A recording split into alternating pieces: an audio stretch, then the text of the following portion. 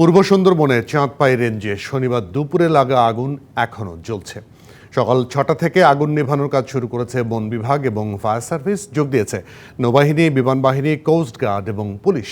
আমাদের সঙ্গে এই মুহূর্তে সরাসরি যুক্ত হচ্ছেন খুলনা বিশ্ববিদ্যালয়ের পরিবেশ বিজ্ঞান ডিসিপ্লিনের অধ্যাপক ডক্টর আব্দুল্লাহ হারুন চৌধুরী এবং মোংলা থেকে যুক্ত হচ্ছেন সহকর্মী সুব্রত ঢালি এবং আব্দুল্লাহ হারুন চৌধুরী দুজনকে স্বাগত।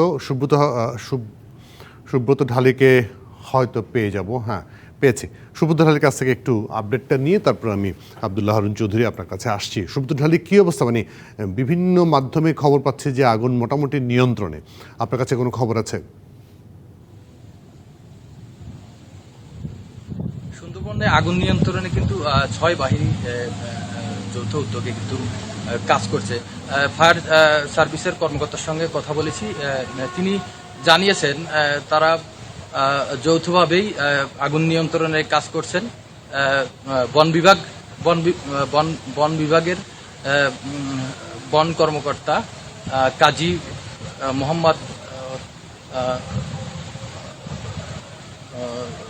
মোহাম্মদ করিম তিনি জানিয়েছেন যে এই আগুন নিয়ন্ত্রণের চেষ্টা করা হচ্ছে। ফায়ার সার্ভিস সহ নৌবাহিনী, পুলিশ, বন বিভাগ যৌথভাবে কাজ করছে। তবে তিনি জানিয়েছেন যে আগুন নিয়ন্ত্রণের অল্প অল্প আগুন কিন্তু জ্বলছে, মানে ছোট ছোট আকারে কিন্তু আগুন জ্বলছে, কিন্তু যৌথ উদ্যোগেই আগুন নিয়ন্ত্রণের কাজ চলমান রয়েছে বলে জানিয়েছে ফায়ার সার্ভিসের কর্মকর্তা।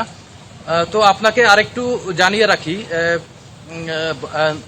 নৌবাহিনী, কোস্টগার্ড, পুলিশ, বন বিভাগ যৌথ উদ্যোগে এই কাজ চলমান রেখেছে। বন বিভাগের কর্মকর্তা কিন্তু কথা জানিয়েছেন। এটাই ছিল সর্বশেষ।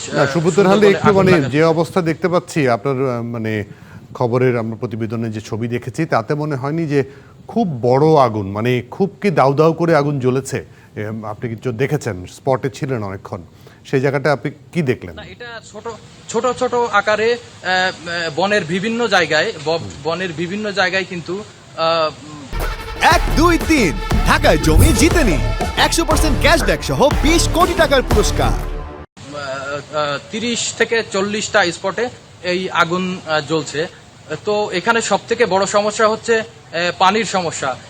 পানি কিন্তু পাশে ভোলা নদী বেশ খানিকটা দূরে, সেই ফায়ার সার্ভিস কিন্তু পাইপ দ্বারা সেই আগুন নিয়ন্ত্রণের নিরলসভাবে কাজ করে যাচ্ছেন, এমনটি জানিয়েছেন ফায়ার সার্ভিসের কর্মকর্তা। কিন্তু সেখানে গাড়ি ঢোকানো যাচ্ছে না, এই তো, মানে গাড়ি যাওয়ার কোনো রাস্তা নেই ফায়ার সার্ভিসে, তাই কি? হ্যাঁ, ওইখানে আসলে ফায়ার সার্ভিসের কোনো গাড়ি নেওয়ার ব্যবস্থা নাই। তো নৌকায় করে কিন্তু তারা এই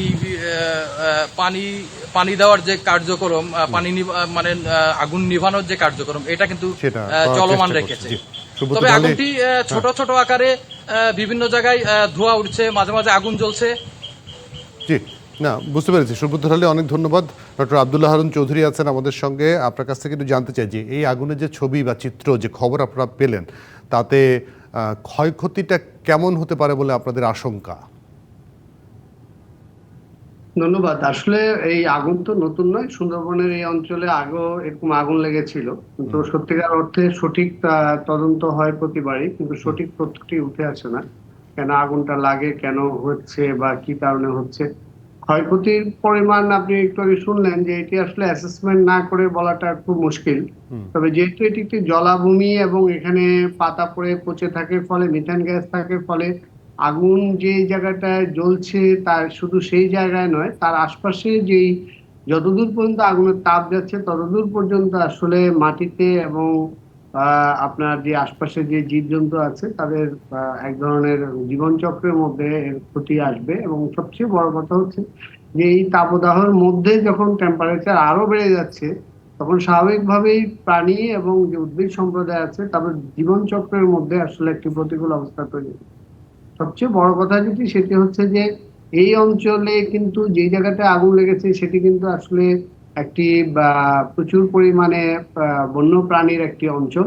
গতকাল এবং আজকে নিউজ পর্যন্ত দেখা যাচ্ছে যে আগুনের তাপে সেই অঞ্চলের যে মোরগ এবং মুরগি এবং অন্যান্য যে পশুরা যারা আছে তারা কিন্তু ছুটাছুটি করছিল, অর্থাৎ তারা একটা নিরাপদ স্থানের খোঁজে তারা অন্য জায়গায় যাওয়ার জন্য তারা একটা কি বলা যায় প্রতিযোগিতার মাধ্যমে একটা নিরাপদ স্থান খোঁজার চেষ্টা করছে। আর যেই কথাটি আপনি শুনলেন বা আমরা জানলাম সেটি হচ্ছে যে একটা জায়গায় আসে আগুন লাগেনি, বিভিন্ন জায়গায় লেগেছে। আমি যত দেখেছি দীর্ঘদিনের অভিজ্ঞতায় সেটা হচ্ছে যে এই অঞ্চলে 21 সালে সর্বশেষ আগুন লেগেছিল, তার আগে বেশ কয়েকবার ধাপে ধাপে আগুন লেগেছে।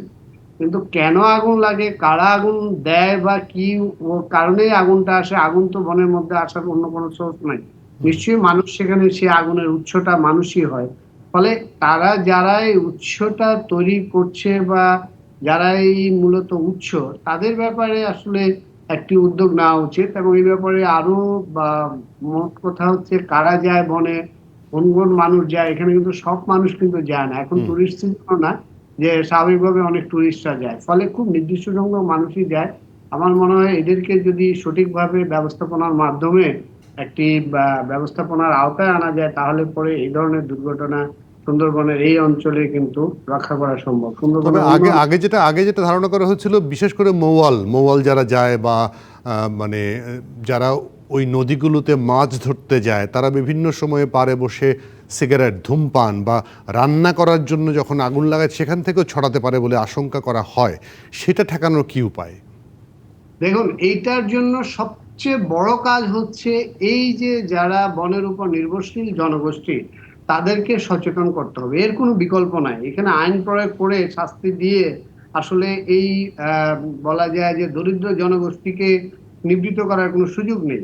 তো সেই জায়গাতে এর মধ্যে দিয়ে যারা এই বনের উপর উপকারভোগী তাদেরকে এই সচেতনতার জায়গায় নিয়ে আসতে হবে। একটি মেসেজ তাদেরকে দিতে হবে, এই বন তোমাদেরই সম্পদ, তোমাদেরকেই রক্ষা করতে হবে। এই বনের যাবতীয় ক্ষতির হাত থেকে যদি তোমরা রক্ষা না করো, ভবিষ্যতে এই বনের সম্পদের উপর নির্ভর করে তোমাদের যে জীবন জীবিকা এটি ক্ষতিগ্রস্ত হবে।